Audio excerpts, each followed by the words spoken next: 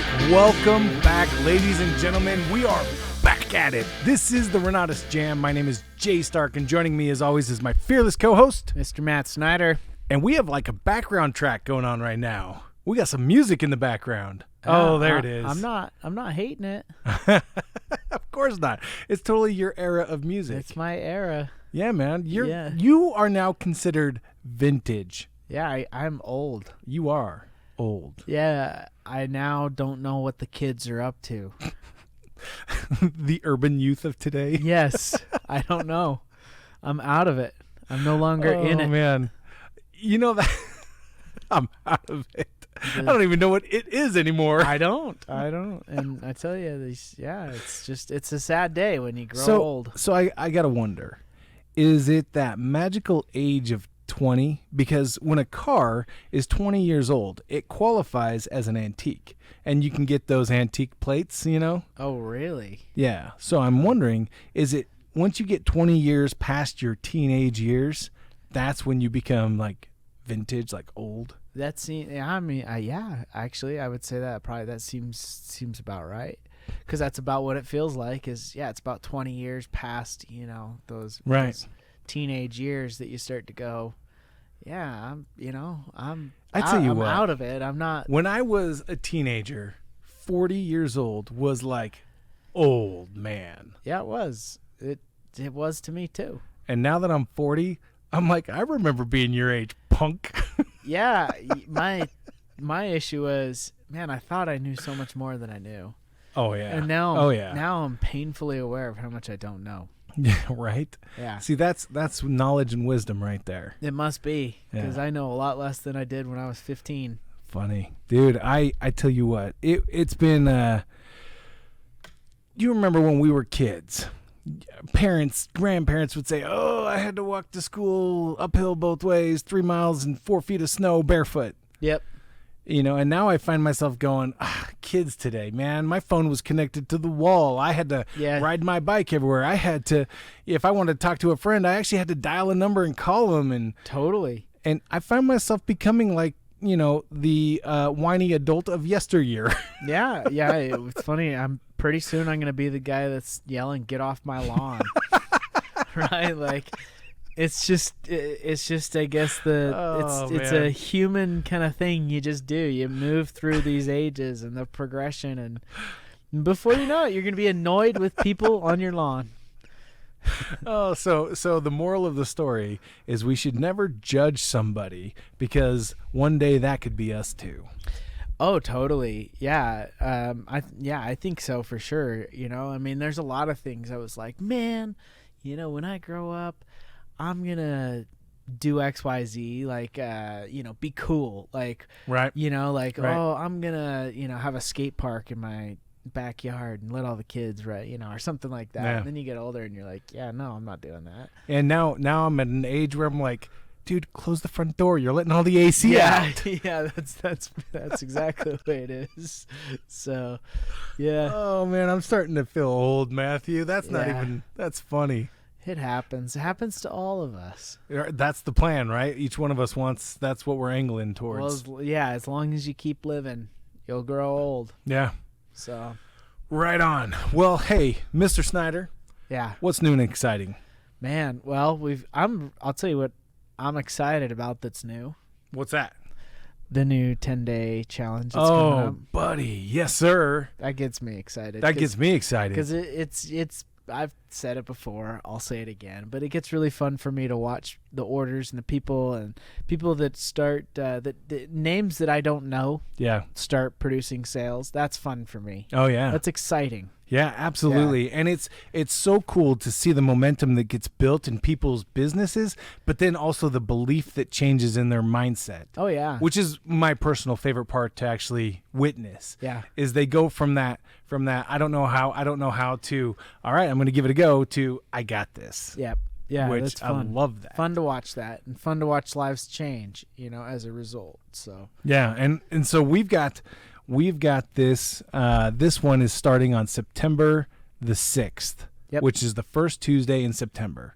So we took a couple of months off, and now we are back at it. Now, there's a side benefit to this being on the 6th of September. Do you know what that is? Is that a holiday? Is it Labor? No. I don't even know. Labor Day or one of those? I don't know. I think Labor Day might be this is going to sound close. stupid. I should know. Close, Labor Day is like the first Monday in September, right? Something like that. Yeah. I should know that. That's sad. I see, now I'm showing my youth. I don't even know when Labor Day is. Yeah, you got to be older for that. So here's the deal. On the 1st of September, that marks the beginning of the next 5-star winner circle.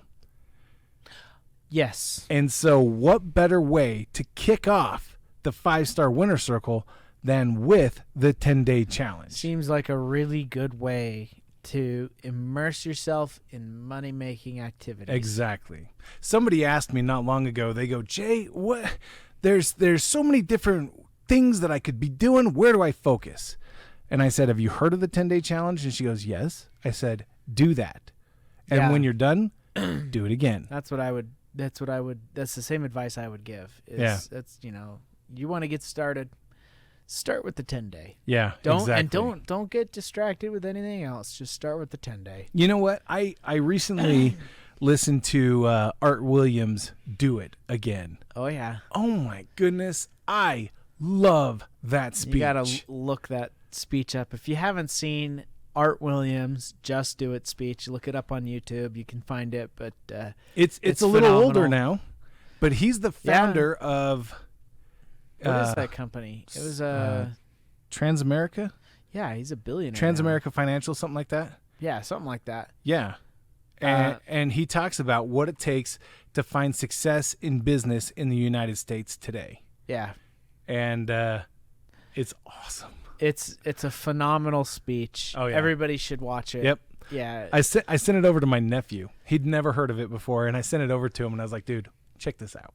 Because he's right. He's going to college. He's getting to that point where he's starting to make decisions that are going to affect the rest of his life. And I was like, hey, man, just watch this. Check this out. Yeah. And he ate it up. He loved it. It was awesome.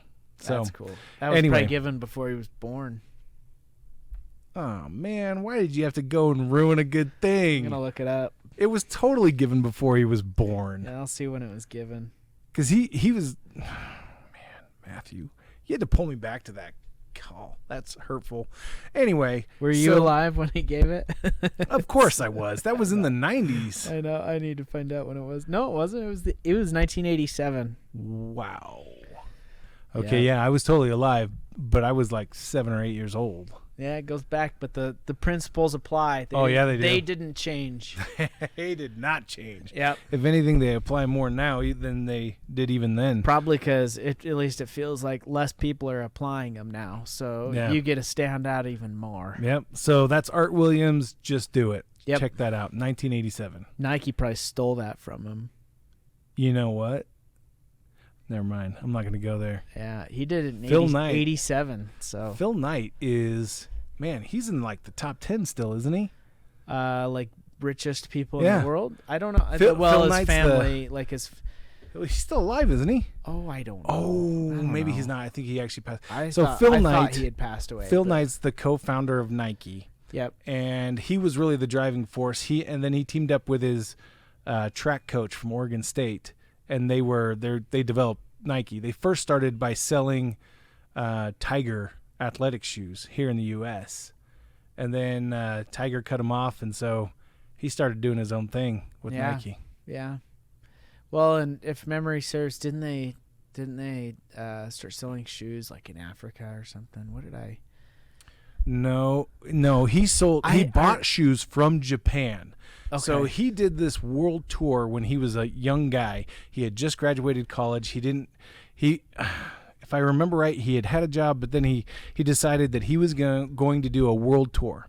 And so he ended up first going to Hawaii, stayed in Hawaii like longer than he thought he would, got tired of it, and then he made the leap over the Pacific, and he was in Asia somewhere, and he ended up spending time in Japan. And that's when he really started to find these experiences that led him back to shoes. He was always a consummate runner, loved running, and that's what really led him to start selling shoes in the U.S. And he's got a book, Shoe Dog, right? Yeah. See, I Shoe-Dog. think it's a story from that book that I'm thinking of where he was talking about opportunity and how somebody went to Africa and was like, you know, you can't sell shoes there. Nobody wears shoes in Africa. And I think if memory serves, Phil Knight was like, dude, like, Perfect. Yeah, nobody has shoes. Like, everybody wants some. Exactly. And so, boy, there's a lesson right there, though, right? In how you perceive things and opportunity, because it's a kind of a funny story. You know, that kind of brings me back to the obstacle is the way. Yeah. A lot of people focus on the obstacle, and people who are more committed to just getting it done, they focus on the way. Yeah. And realizing that, going through that obstacle is often the shortest path to overcoming it. Usually it's a rare occasion, I think, where that's not it's right. I think the obstacle 99% of the time is the way. Is the quickest way to get on the other side. It's interesting. One of my heroes is Winston Churchill, and he has a quote that says, "When you're going through hell, keep going." Yeah, don't stop. Don't stop. Don't wallow. Don't just keep going. Yeah. So anyway, there you go, man. Go watch Art Williams. Just do it. Read the book Shoe-Dog by Phil Knight. That's his autobiography that he wrote, and then follow Winston Churchill because that guy rocked. Yeah, that's some good advice right there. There's 3 people you should read up on. Yeah. Those are great stories, great mentors, if you will. Yeah.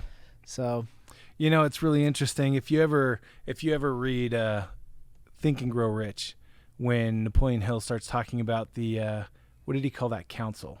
He had that like a mastermind where he did. He took characters from history and kind of put them around a table in his mind, and then had a discussion with them. I can't remember the term. I can't either right now, and that's kind of bugging me. Yeah. But Winston Churchill's on mine.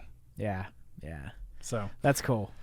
Okay, so 10-day challenge. You should 10-day it up. So one thing here with the 5-star winner circle. Yeah. We've just brought it up. We are hosting now an abbreviated 5-star winner circle contest, where it only runs from September 1st through November 30th. I got to tell you, I like that so much more. Yeah. Because I think that it will shake the contest up even more, probably a lot more. Yeah. Because I think what it does is it gives people that don't normally make those contests a real shot. Because, when you spread it out over an entire year, you tend to get the averages. Yeah. Right? But over 3 months, that just there I if I were to look at like the top 20 people in the company right now, in a 3-month period of time, they're going to shift if you just take that 3-month period of time a lot. But if you take a whole year, generally the top 5 end up the top 5 every time, right? Or dang near close to them. So let's shake it up. This is going to be cool because instead of a marathon, this is going to be a sprint. Yes. We're going to see people that are not waiting until the very end to start producing. They're going to get at it right now. Yeah, you just need somebody who's just going to hustle. Yeah. For 3 months. Yeah. And they're gonna win it. Yeah. So that's really cool, and it's gonna be a fun trip, like all together. Well, so here's the deal. The 5-star winner circle, before we get to the trip part, we'll get there in just a second. Matt really talked about it being an even playing field, that people that are brand new and people that have been here for a long time are on level ground, because all that counts towards the 5-star winner circle, the ranking, is personal production. It doesn't include overrides. It doesn't include team production. It doesn't include event fees. It doesn't include OES. It doesn't include anything else other than personal production. Yeah. And so because of that, everybody's on equal footing. Yep. And actually, don't tell anybody I said this. The pack members usually have to take quite a bit more time managing their teams. So this actually gives a little bit of a benefit to those people that are maybe brand new or don't have a huge team yet. Yeah. because they can just get in there and crank it and not have to worry about managing a team. Yeah, so, that's why I'm excited. So that's what gets me is I think we're gonna see some people that don't normally win this win it. So here are the qualifications for what counts in the 5-star winner circle. Any order that is created in the contest period, is signed and funded in the contest period, counts. Okay. Order has to be created in the contest period? Contest period. And then signed and funded. Signed and funded in the contest period. As well. So yeah. Okay. So those 3 things need to happen for an order to count. Yes. Okay. And so before we even get the question, if somebody creates an order on November 30th, the last day of the qualification period, and they put in a cashier's check as the payment type and get it signed, and they say, oh, yeah, it's ready to go, it's not. Until the funds are received, those funds do not count toward the order and therefore have not been received in the contest qualification period. Gotcha. So that's something that everybody needs to be aware of, just so you don't get caught off guard on what counts and what doesn't. It has to be created, has to be signed, and has to be funded in the contest period between or on or between September 1st and November 30th. So cashier's checks don't count. Nope.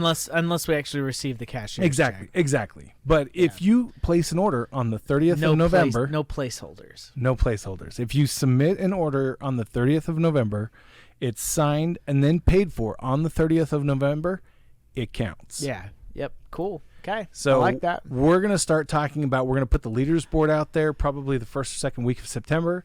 We'll start showing who's in the lead, kind of where everybody's at. Then in typical style, we're going to freeze the results. And then at the end of the contest, I believe it's going to be on like December 5th. We're going to make a big announcement on the Founders Live. Cool. And let everybody know. I can't wait to see what happens. Yeah, it's going to be cool. So, yeah. Right on. It's going to be super cool. Anyway, so that is the next 5-star winner circle. Now, the award, not only are you going to get national bragging rights and recognition on the stage at nationals, but you're also going to get what? Well, a trip. Heck yeah. Yeah, that's pretty cool too. To Bear Lake. Bear Lake. Yeah. And my understanding is everybody's staying in Bear Lake, right? Yes, they're staying in the same place. They are staying in Glen Haven. Yeah. Yep. So that means that's the first time that'll ever happen. That is the first time. I can't think of a time before that. So. We haven't done it yet. So this will be the first time. But I just mean where anybody stayed up there. That's. Well, I think Woody actually had an event up there one time. Oh, he did? Okay. But you're right. This is going to be the first. We're not a sponsored event where we're going to have the winners not only qualify to be there, but we are going to give them accommodations. We're going to fly them to Utah. We're going to caravan everybody up to Bear Lake. Yeah. And then you're going to stay there. And we've got 4 or 5 action-packed days full of learning how to snowmobile, spending time out in the backcountry, spending time on the shooting range with Matt Crook, teaching everybody how to handle firearms and all of that.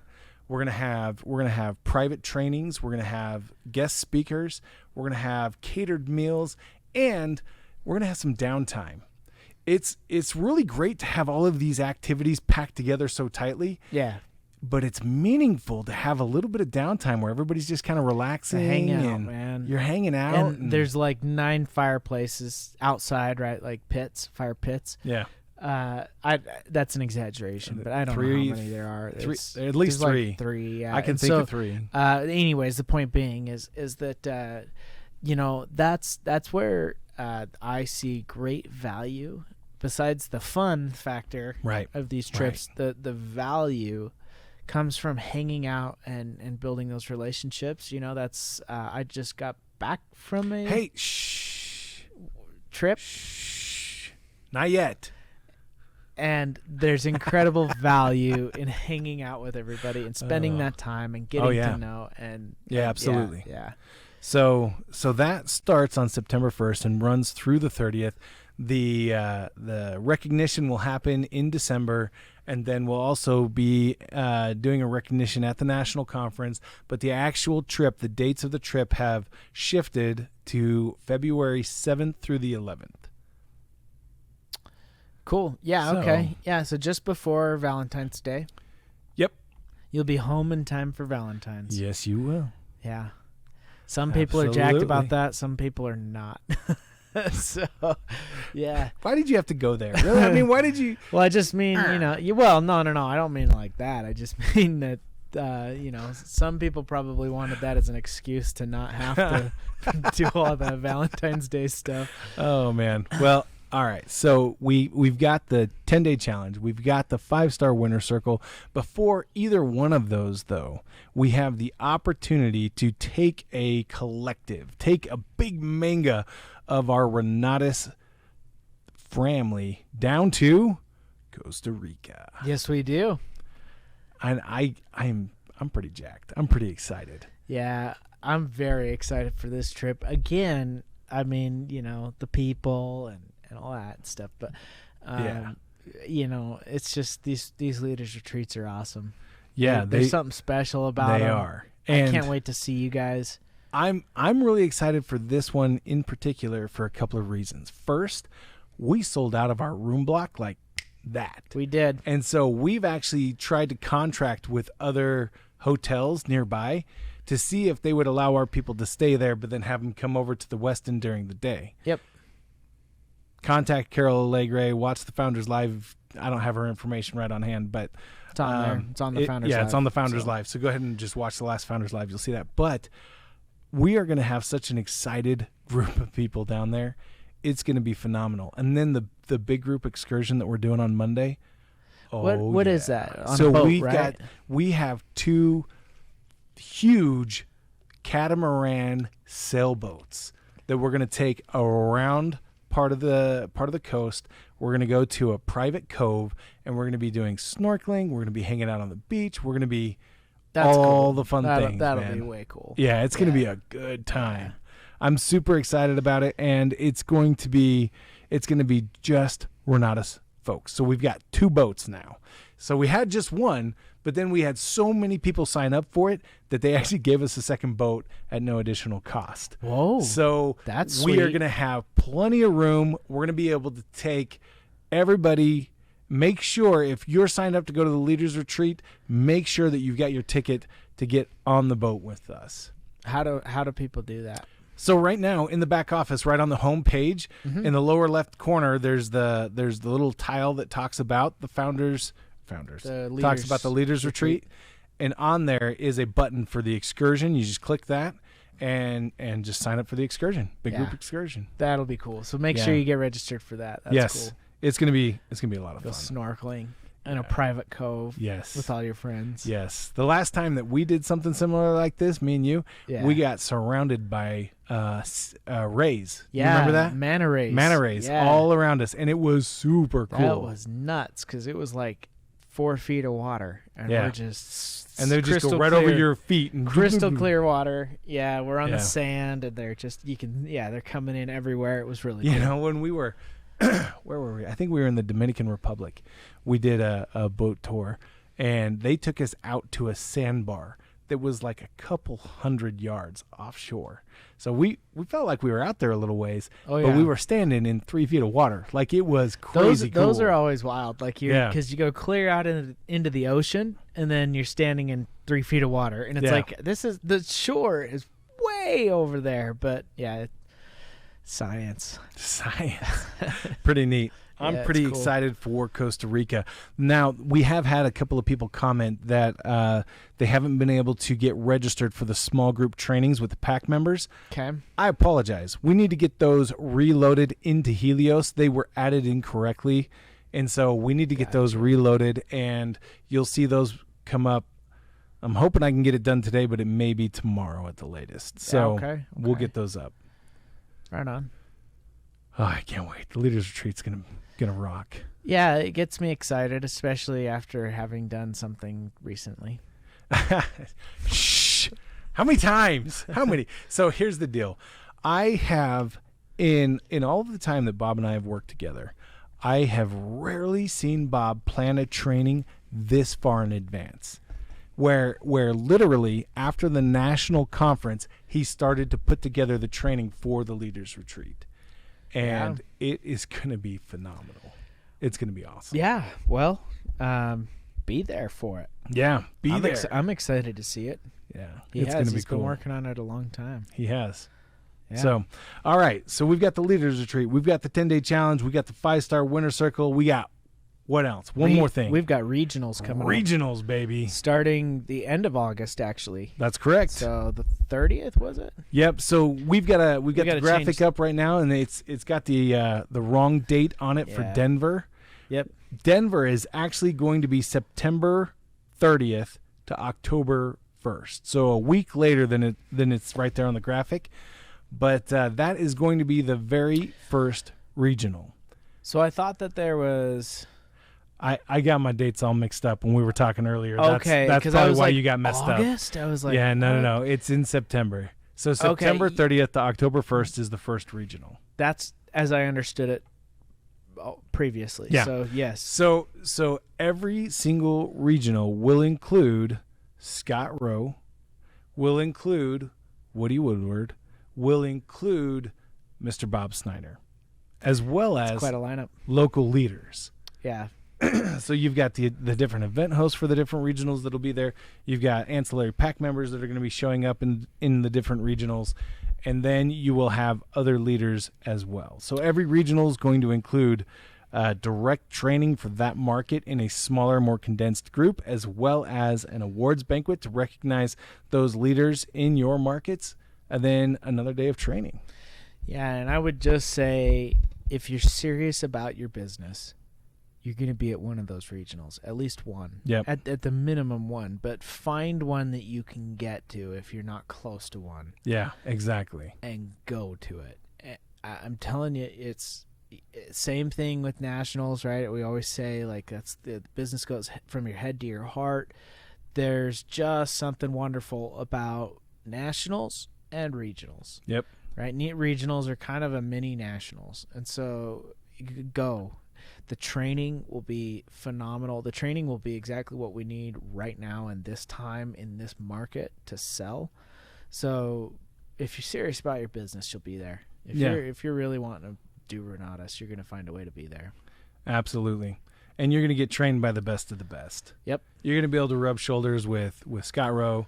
You're going to be able to hang out with Bob, learn from Woody, and yeah, it's going to be awesome. And others. Yeah. Many, many others. Much more. But wait, there's more. Yep. So that's kind of what's up and coming in the next couple of months with Renatus, and I'm super excited. I'm super stoked. Yeah. Super stoked. Yeah. But today, in a world.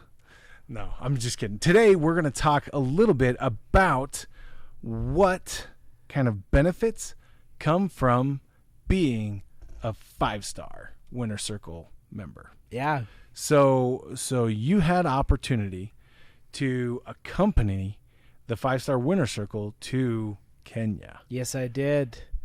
And go ahead. I was just gonna say that trip was phenomenal. Yeah. I mean, for so many reasons, right? So give me some of the biggest aha moments you had, and then share with us some of those quiet moments that maybe weren't as transformational in the thought, but meant so much with the relationships you were able to build. Well, so the first aha moment was just kind of seeing how things work over there. Talking to we went and met with a local tribe that's outside of Olpajeta, if you're looking at it, if you're looking at it on a map. But and these people have nothing, and they're so happy and they're so joyful, and it's because they have a sense of community. And it did occur to me, the thought, that's why Renatus stands out. We have community here that most other places do not. But it was really fun to see just how truly how happy people were, even though they lived in poverty, and it was because they had a sense of community. That was neat. The other, there was another, watching the wildebeests cross the river. Oh yeah, that was insane. That was so cool. And by the way, getting to do all this and watch all this with my community was so fun. That was so cool. Like, being able to be with everybody else while this crazy event's happening and we're watching this thing, it was really fun. But the zebras kind of run the show. And yeah, you were telling me about that. Share that with everybody. So you guys were at the river. Yeah. That all of the animals wanted to migrate across. Yeah. So the Great Migration, which is why we were in Kenya at this time, is taking place. And so you've got literal millions, couple million wildebeest, plus I don't even know how many zebras and stuff that are migrating for food. And so they're migrating, and they got to cross many rivers, but the river that we were on, right, they had to get across it. And so they have to do this to keep traveling. The zebras round up all the way, and they'll do it in herds. So there's multiple crossings a day, every day for a while right now. But in the group that we saw, there was probably about 2,000 wildebeest that were rounded up, and the zebras are trying to get them to cross. And the reason the zebras are trying to get them to cross instead of the zebras just crossing the river is that there's crocodiles in that river, and lions on the other side potentially. So it's dangerous, and they get the wildebeest to do it for them, or basically first, so that they can minimize the risk of getting eaten, and then the zebras will actually insert themselves in the middle of the pack and go in the middle of the stream of wildebeest crossing the river. So the zebras, they kind of go around the whole herd, and then they start charging, trying to get the whole herd to go with them. Yeah. They'll round everybody up. They kind of they'll lead them down to the river, and they'll kind of herd them. I don't know, like sheepdog them kind of down to the river, and then the wildebeest know they need to cross the river, but they stand there terrified at the water's edge, because they know that at any moment a crocodile could just pop out of those waters and snap them up. So they are terrified. And then in our case, we actually watched them run down to the river, and they all pile up, to the point where there's no room at all. There's hundreds of wildebeests standing. The banks are 100 feet deep, and so they're all over the hillside. They're all the way down on the banks of the river. They're just waiting there for the first guy to make his move and cross. And oftentimes what happens, so they would run back and forth, and we watched them do it 7 times before they actually crossed. But what that did was, it literally wasted an hour of time going back and forth. They were too chicken to actually cross. And in that hour's time, they made a lot of noise, and crocodiles came. And my gosh. So their hesitation actually attracted more of the danger they were trying to avoid. Exactly. Their hesitation caused wildebeest to get eaten. Because they wouldn't have otherwise. They would have made it through this crossing, most likely, I think, in time, without. So if they had just jetted down to the river and hurried and crossed it, nobody would have known. Wow. But they just, they're afraid. And so the zebras know this. They're smart. They're a lot smarter than wildebeests. Wildebeests are very much he's doing it, so I'm going to do it. A herd mentality. Very, very much. And it was really fun to watch. And it was really fun to just do this with everybody. And, and you get back to camp, you get, at night, and we're all talking about what we saw. Because, we're all in Jeeps, and they're all relatively close to each other, but there is so much going on that you don't see the same things even. And so somebody might see this thing, and and it's just, and you start comparing videos, and you're like, wow, I can't believe you got that. And I got, look at what I got. So it was really cool. Wow. Yeah. Wow. I'm just trying to, you had said when you're in a group, be careful of who you're taking your instruction from, because they don't always have your best interest at heart. A lesson in who you outsource your thinking to. Are you listening to a real leader, or does that person or individual not have your best interest at heart and they're really out for themselves to just position? Anyways, so there's a life lesson there, careful who you just let do all the thinking, Right. Yeah. Right. Yeah. Think for yourself. I really like the idea, kind of what you had mentioned, that they had wasted so much time that they attracted all the dangers they were trying to avoid. Oh, yeah. That a lot of times, if you were to just go through it the first time, okay, I'll give you an example. There have been times when I had to have a difficult conversation with somebody, and I was not looking forward to it. And so I put it off, and I put it off, and I put it off, and I put it off. Weeks I put it off, but the conversation still needed to happen. Got to the point where I finally had the conversation, and don't get me wrong, it sucked. Having the conversation was not fun, but when it was done, I was like, oh, finally. Yeah. And it's like, man, I just caused myself weeks of should have just uneasy. If I could have just had the conversation, gotten it over with weeks ago. Yep, totally. And I see it with analysis paralysis is what we'll call it. But I see it with people with real estate. I see it with marketing. I see it with all sorts of stuff. I think it's very important to be educated and know what you're doing before you just make jumps. Right. Because there are dangers. Right. But at the point that the wildebeest went down and looked at the river and realized there's no crocs in it, they should have crossed. Right. Instead of waiting for crocs to show up. Right. So, yeah. One thing that I can kind of compare this to inside of Renatus is for those individuals who get into Renatus, get excited, believe in the comp plan, and then say, I got to do a deal before I can actually market. Yeah. There's a lot of those out there.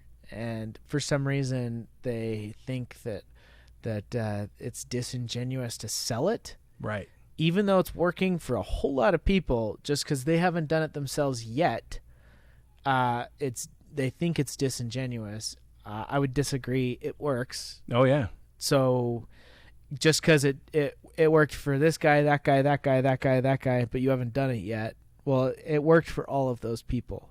It works. Yeah. There's nothing wrong with selling it. It works. Right.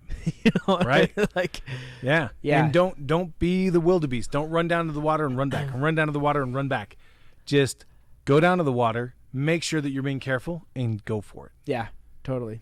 Don't spend those weeks of agony waiting to have the hard conversation. Yeah. Get it over with. Yep. Just do it. Future you will thank you now. That takes me back to the Art Williams speech. Just do it.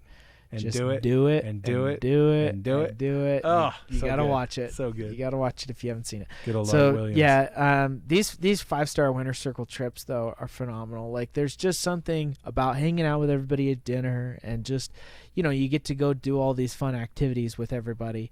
And I built relationships with people that I didn't have before, and that was really, really cool for me. To get to know people on such a deep level.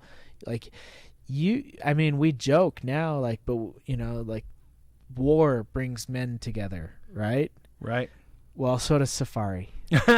So, it's a struggle though. Anytime you go through a struggle together, that gives you something in common that you can't share with other people. Yeah, you just kind of you create this bond through experience together. Yep. And so, the same thing with this next trip. It's going to be amazing. And I think staying in the same place also helps with free time and all that stuff. Like, you're staying in the same building. And that's, anyways, I'm very much looking forward to this next one coming up. Wintertime is my favorite time up there. There's actually a lot to do up there in the wintertime. But, yeah, it's going to be cool. It is going to be really cool. So tell me, I know that you had opportunity to see all sorts of crazy animal experiences, right? Oh, you got to see lions, you got to see hyenas and monkeys and cheetahs and all sorts of crazy stuff. Yeah. Yeah. So were you able to do I ask this question properly? I guess there's in nature there's there's levels of predator, right? And then you get the top of the food chain. Yep. And I've always understood that the lion is the top of the food chain. Yeah, pretty much. Pretty much. We've decided. I mean, there's still things that'll stomp out a lion. So, right. Yeah, but the lions don't mess with the elephants. Right. They don't mess with the rhinos, because they know they're going to get jacked if they do. So right, but they're not being hunted by the elephants or the rhinos. Correct. And that's why they're the king, because they're the top predator. Right. Yeah. So tell me what did you learn from watching the behavior of the animals as they were interacting with one another? Universal truth, man.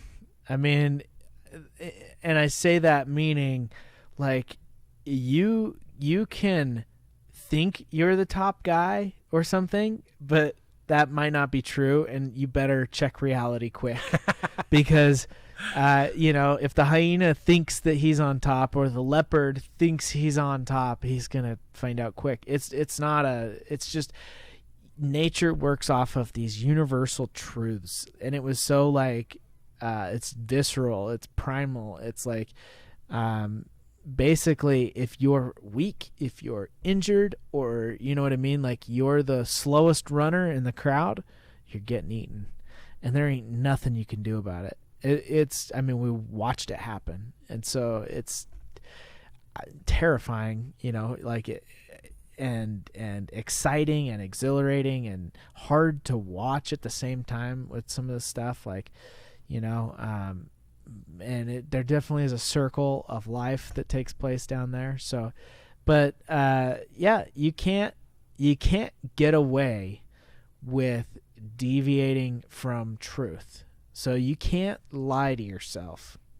If the leopard thinks that he's now king of the hill, he's gonna find out quick he's not. So would you say that it's that you should play to your strengths? Yes. That if you try to pretend that you're something you're not, it's not going to benefit you? Give you an example. Yes.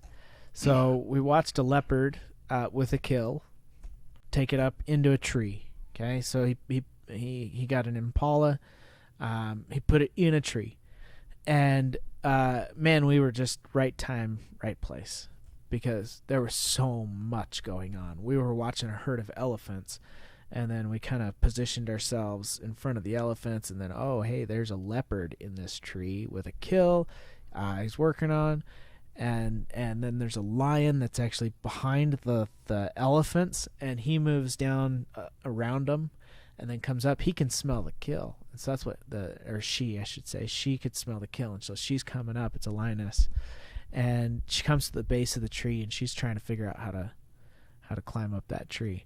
The leopard knows he's not going to win a fight against her, but he can climb a tree and she can't. So he goes clear up to the tippy top of that tree and hides there, basically, knowing she can't get up there to get him. I'm sure he was terrified still, but because it's scary anytime there's a lioness after you or your kill. But anyways, leopards playing to its strengths, man. They climb really well, and lions don't, and which is why they take their kills up into the tree in the first place. Because if they leave it on the ground, they're gonna have to fight a lion for it, or a pack of hyenas, or wild dogs, or gosh, I mean, there's so many things. Just even, other things that scavenge and stuff. The mongoose or the vultures. There's swans. Swans eat meat there. So, yeah. That's different. They are gnarly birds, too. They look like freaking dinosaurs. They are not the swans you see in Disney movies. So, yeah. Yeah. I wasn't expecting that. You and I hadn't talked about swans. No, we haven't. But they got some pretty sharp beaks and nabbers, and same with the vultures. The vultures have like this really sharp point on their beak, and it's just they can tear meat. They can tear meat right off the bone with it. So, all right. Yeah.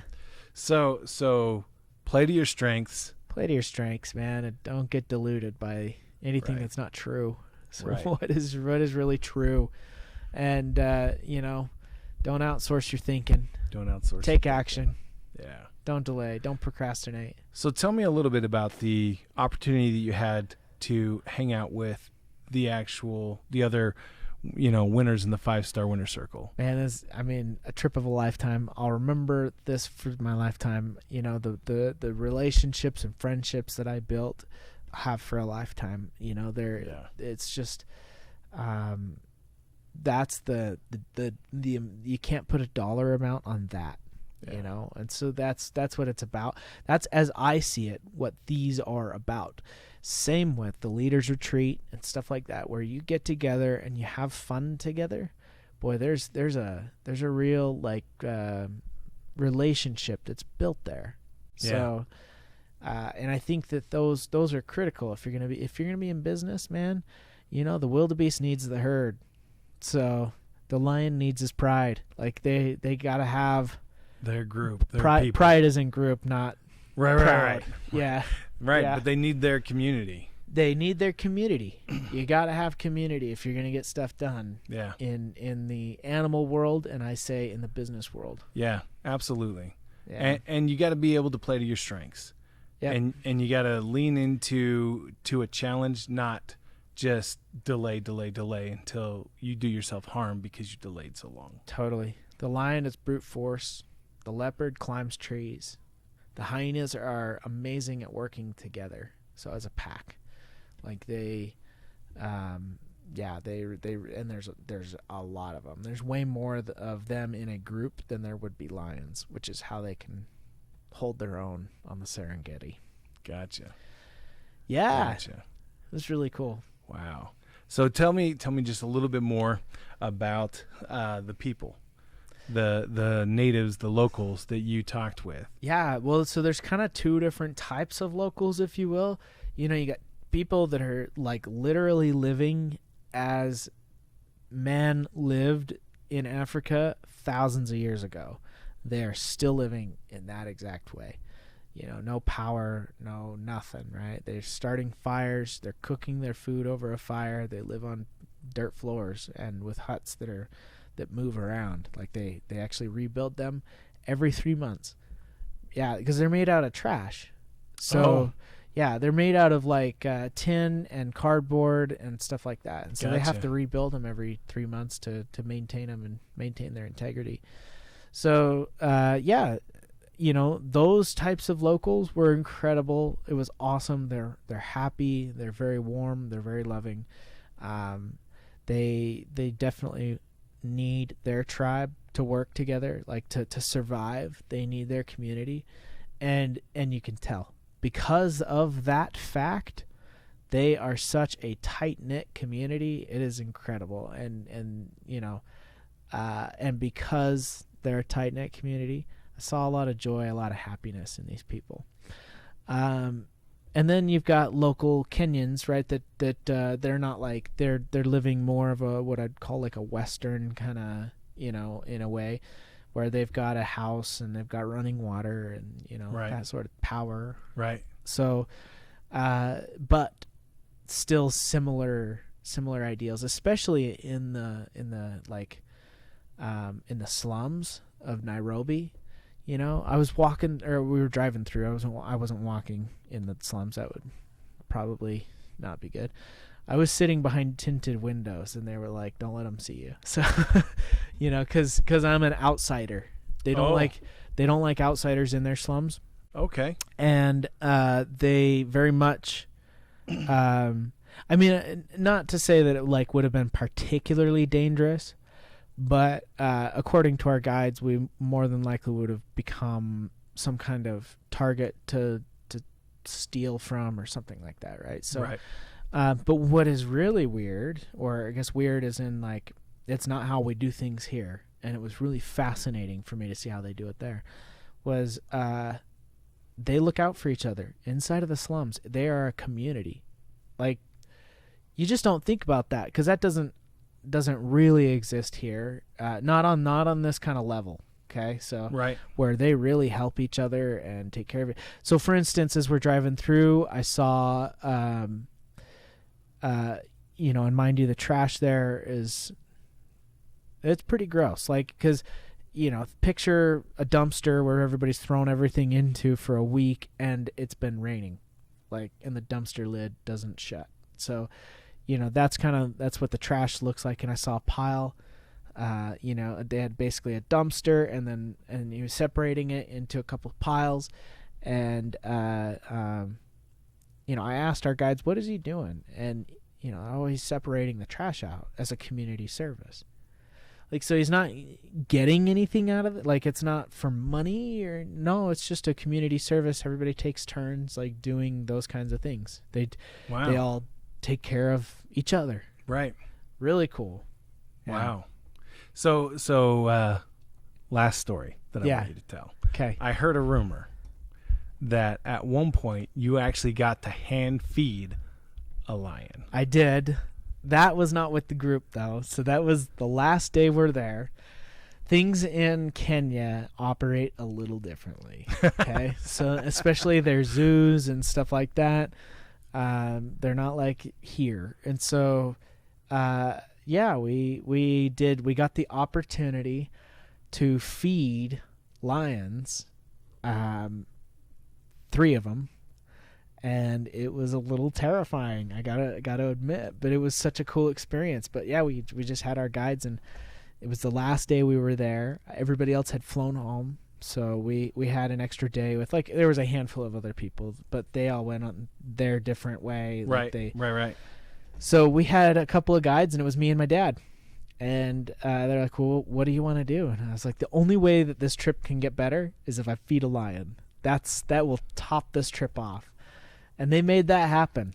So it was so cool. So tell me the circumstance here. Were you behind anything, or were you just... Yes. So behind a chain link fence. Chain link. Yes. They licked my fingers, man. Like, and if my fingers got too far in there, they're coming off with the meat, man, because we're holding raw meat, right? So we're literally fishing raw meat through a chain link fence, and they are ferociously after it, right? Like, and they're hungry. They're 3 hungry lions. It was so, like, I hesitated so much trying to get the meat through the fence, come on, like, and I'm trying to, like, shake it and get it through the little chain link hole on the fence, and finally get it, like, through, and their tongues are coming through the fence and licking my fingers, but their teeth can't make it through, and so I'm like, this is as close to a lion as I ever want to get, but this is cool.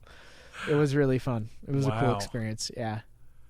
Wow, that's incredible. Yeah, their tongues are really, like, coarse. Yeah. It's not like what you think. Like, I don't know, you just think of when your dog licks your face or whatever. I don't let my dog lick my face. It drives me crazy. I don't let any dog do it. But I have had dogs do it when I was young. They just come. Especially when you're 3 feet tall. They're right at eye level with you. Yeah. But the lion tongues are very coarse, and, like, it was wild, man. It was such a cool experience. Wow. Yeah. It's funny because it sounds like chain link fence is not secure enough to contain a lion. Yeah, it's not. I mean, like, it's really not. It was a little, like, the whole thing flexes and bows and bends out to you, and I'm like, this is not. We are not in Kansas anymore. Like, so were these wild lions, or were they, like? Yeah, they were orphaned lions. Okay, so they were born in the wild, and then brought there. Okay, so they were in some sort of a preserve of some sort. Yes. Okay. Yep. All right. But they were born wild, man, and there is not, like, you can't, if they're born wild, you can't really housebreak them. What's the term? Tame them. Like, tame them. They're not. They're still wildness in them. Right. And so, yeah, they were just hungry, and they're fighting for it, and it was nuts. Wow. Now, there were lions that there was no way they were going to let us feed. Right. So they're particularly, because they had a whole bunch of lions there, of varying ages, and they had them separated because you can't put them all together. Some of them will kill each other. Right. So it might be like one male or two brothers or something. They're like with a female or multiple females, and then the next one over is an old lion that they saved from infection, and the next one, you know what I mean? So that kind of situation. There was one lion where he was in a big, it was actually a pretty big enclosure, but with, I believe it was only one other female, if memory serves, but man, that guy, oh my gosh. When he was sitting there growling, like roaring, because food was coming and he knew it. Uh-huh. Oh my gosh, I was like, I would crap my pants if I was in the bush, just some bush somewhere with a spear, like, yeah, I'm gonna get him, guys. Like, because you just realize how powerful. I mean, this lion, if I had to guess, probably over 500 pounds. Oh wow. Big old male, huge mane, full grown, in his prime, Right. Mating with this female, and they fed him like a rack of ribs from a cow, so a whole rack, like a whole side, and they literally like have two sections, so they go into like a gated area, and then they have like a door that they can lift or whatever, and they literally just like fish it under the door and then let the door shut. It's kind of like a guillotine kind of door. And and then they all stand back, and he grabs it, and once he grabs it and takes off, then they can go out of the gated area, the secondary gated area and stuff. But he was ready to jack somebody for that stuff. I mean, I got just a small piece of it on video, and the video does not do justice to, like, your whole chest vibrates when he roars. And yeah, he tried to kill everybody that was trying to feed him. I mean, like really, like dust is flying up everywhere, and he is just freaking out, but because he's hungry, and they were taking too long to get that meat under the guillotine gate kind of thing. So, because they're all probably crapping their pants trying to, what I mean? Like, just crazy. Not like our zoos, I tell you, because you go to our zoos and the lions are like asleep, right? And it's just because they're not wild lions. Like, they're not, it's not the same. So, yeah, it was crazy.